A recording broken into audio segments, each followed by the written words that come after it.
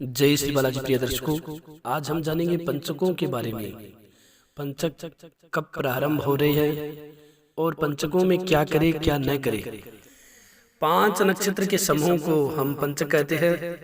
पंचक को हर कोई अशुभ मानते हैं, लेकिन हम आपको बता दें सभी जगहों में पंचक अशुभ नहीं होता है। हमारे वैदिक ज्योतिष शास्त्र में जब चंद्रमा गोचर में धनिष्ठा नक्षत्र से लेकर रेवती नक्षत्र तक भ्रमण करता है, उस समय की जो अवधि होती है उसी को पंचक कहते हैं। इसको ऐसा भी कह सकते हैं, जब चंद्रमा गोचर में कुंभ और मीन राशि में विचरण करता है उसी अवधि को पंचक कहा जाता है। पंचक के 5 नक्षत्र के नाम: धनिष्ठा, शतभिषा, पूर्वा भाद्रपद, उत्तरा भाद्रपद व रेवती। प्रिय दर्शकों, पंचक के अलग अलग 5 प्रकार होते हैं। भारतीय ज्योतिष में पंचक को शुभ नक्षत्र नहीं माना जाता। पंचक की अवधि में कुछ शुभ कार्य नहीं करना चाहिए। आइए अब हम जानते हैं पंचक की 5 श्रेणियां कौन कौन सी होती हैं। धनिष्ठा पंचकम ग्रामे, शतभिषा कुल पंचकम, पूर्वा भाद्रपदा रथ्याः, चोत्तरा गृह पंचकम, रेवती ग्राम बाह्यम च एतत् पंचक लक्षणम। पहला पंचक ग्राम पंचक, कुल पंचक, रथ्या पंचक, गृह पंचक, ग्राम बाह्य पंचक। प्रिय दर्शकों, अब हम जानते हैं पंचक दिसंबर के महीने में कब से प्रारंभ हो रहे हैं। 19 दिसंबर 2020 को पंचक प्रारंभ होंगे 7:15 पर, जो पंचक 24 दिसंबर 2020 को प्रातः 4:32 तक रहेंगे।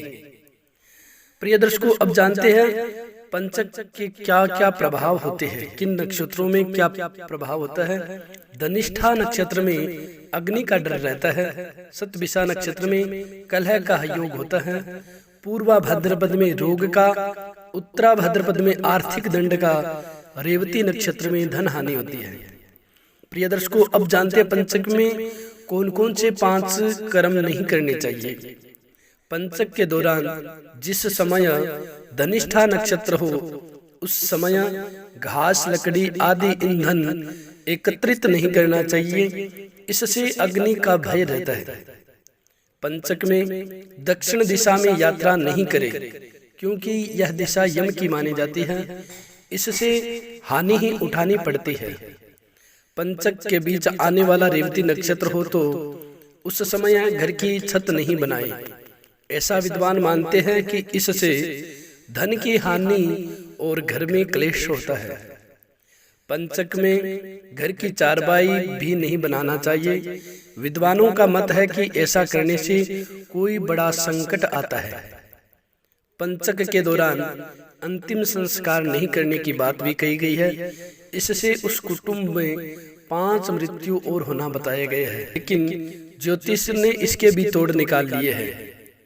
पंचक में अंतिम संस्कार के यह नियम: यदि किसी की मृत्यु हो जाती है तो शव के साथ 5 पुतले आटे या कुश से बनाए और अर्थी पर रखे और इन 5 का भी शव की तरह अंतिम संस्कार करें। इससे दोष खत्म हो जाता है। क्या पंचक में नहीं हो सकते हैं शुभ कार्य? तो आइए जानते हैं। कुछ ज्योतिषियों का मानना है कि पंचक में भी शुभ कार्य हो सकते हैं। पंचक में आने वाला उत्तरा भाद्रपद नक्षत्र वार के साथ मिलता है और सर्वार्थ सिद्धि योग बनता है। इसके अलावा धनिष्ठा, शतभिषा, पूर्वा भाद्रपद और रेवती नक्षत्र यात्रा, व्यापार, मुंडन आदि शुभ कार्यों के लिए श्रेष्ठ माने गए हैं। ज्योतिषियों का यह भी मानना है कि पंचक को भले ही अशुभ माना जाता है, लेकिन इस दौरान सगाई, विवाह आदि शुभ कार्य भी हो सकते हैं। पंचक के दौरान 3 नक्षत्र पूर्वा भाद्रपद, उत्तरा भाद्रपद व रेवती रविवार को होने से आनंद आदि 28 योगों में से 3 शुभ योग बनते हैं, जो चर, स्थिर और प्रवृद्ध। इन योगों से सफलता और धन प्राप्ति का विचार होता है।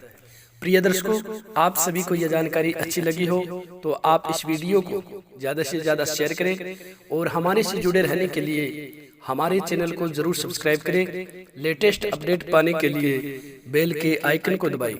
प्रिय दर्शकों, सनातन धर्म में जितने भी व्रत त्योहार होते हैं उन सभी व्रत त्योहारों की कथा, उन सभी व्रत त्योहारों के मुहूर्त इस रामदूत एस्ट्रो चैनल पर अपलोड किए जाते हैं। तो आप सभी से पुनः निवेदन करते हैं, हमारे से जुड़े रहने के लिए हमारे चैनल को जरूर सब्सक्राइब करें। जय श्री बालाजी, जय श्री राधे।